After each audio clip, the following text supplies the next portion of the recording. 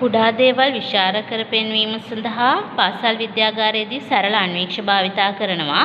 උත්තල කාචයකට රාමුවක් සහිත මිටක් සවි කිරීමෙන් අත් කාච හදලා තියෙනවා. මේ අත් කාචයකින් බලනකොට අපට කුඩා අකුරු විශාල කර බැලීමේ හැකියාව තියෙනවා.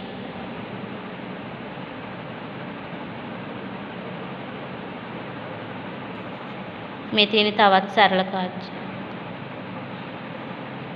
සරල අන්වීක්ෂය. බලන්න අකුරු කොච්චර විශාල වෙලා පේනවද කියන එක.